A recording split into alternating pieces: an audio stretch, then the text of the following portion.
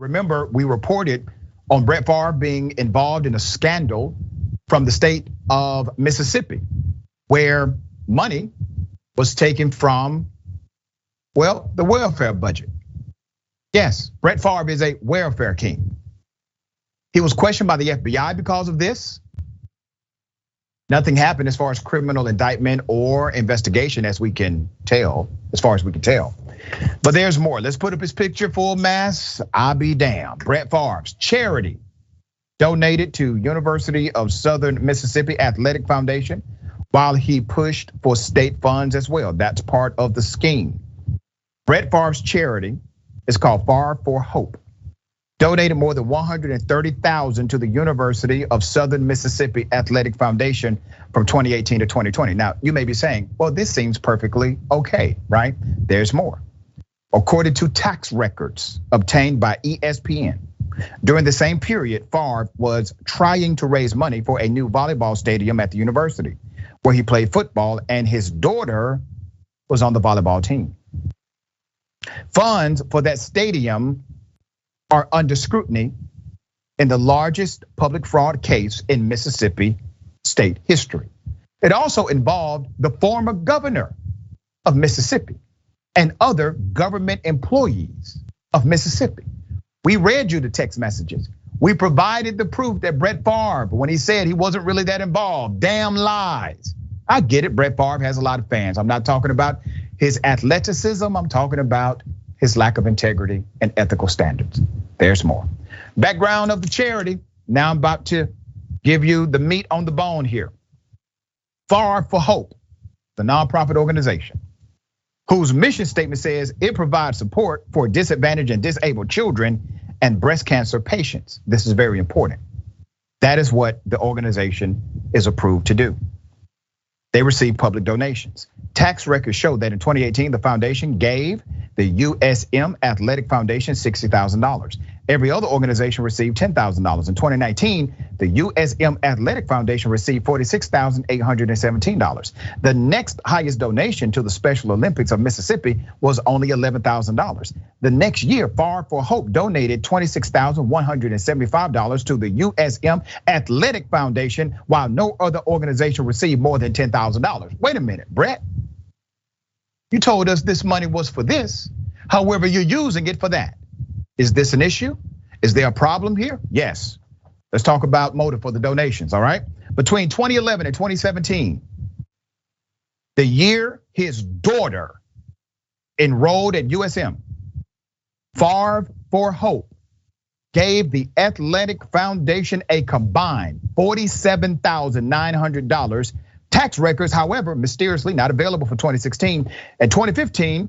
When Favre's daughter played volleyball at Oak Grove High School, his foundation gave the school's booster club $60,000, according to tax records. In 2013, the booster club received $10,000 from Favre for Hope. Once again, that's not what you said the money was going for, sir. You said, here's what the money will be used for. But instead, according to tax records, the money has followed your daughter. Now, I'm not upset about you paying for things that your daughter is connected to. I would do the same thing, but I'd be damned if I raise money for a nonprofit under a false pretense, allegedly, and then give that money to organizations that benefit my family. And what do you call that, Brett? You think that's fair? You think that's equitable? You think that's transparent? You already took money from Mississippi, the poorest state in the United States of America, took a cool $1 million from them, provided no work, according to the narrative. There's more. The watchdog group Charity Watch told ESPN that groups like Favre for Hope have an ethical obligation. This is what they're saying, Brett. Ethical obligation to spend the funds based on what the donors intended. If the charity, direct quote, if the charity told donors it was raising money for breast cancer, but then spends the resulting donations on an athletic facility, the people running the organization are not fulfilling their obligations to spend the nonprofit's donations the way its donors intended. Charities are not personal piggy banks for their founders to tap for their pet projects. Let me compare something here, Mr. Favre. I've been talking about Steve Bannon, who had a similar scheme. He raised money through a nonprofit, told the donors he was going to use it to build a wall, but instead funneled that money to other organizations overseas. And eventually that money ended up back into his hands. It benefited him. Let me go back to the welfare scandal surrounding Brett Favre. Favre, a member of the Pro Football Hall of Fame, is involved in a sprawling investigation into Mississippi's welfare spending. He received $1.1 million in speaking fees for appearances he allegedly never made, according to a state auditor. This is a state official saying Brett Favre broke the law. He said he did not know where the funds came from and paid the money back.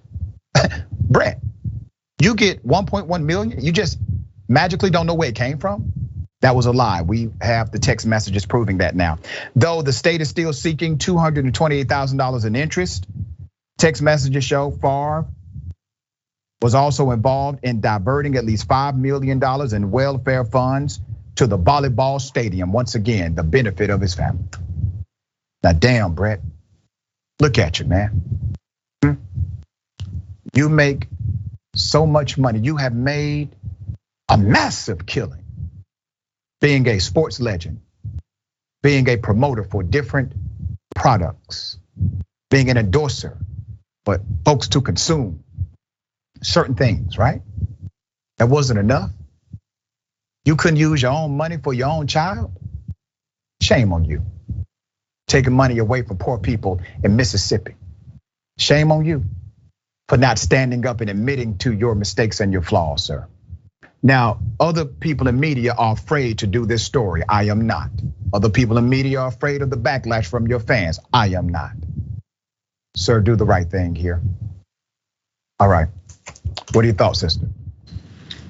I agree with you completely. Shame on this man. Shame, shame, shame for, again, taking money from the most disadvantaged people in this state.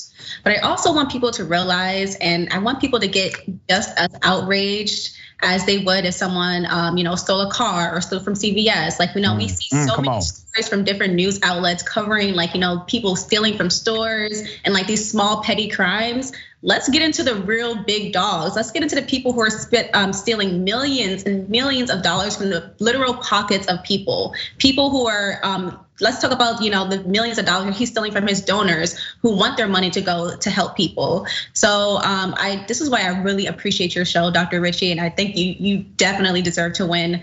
Is because you covered the truth. You speak truth to power, and you shine a spotlight on the people who are doing the most egregious of crimes in this country. Dear sister, I appreciate that.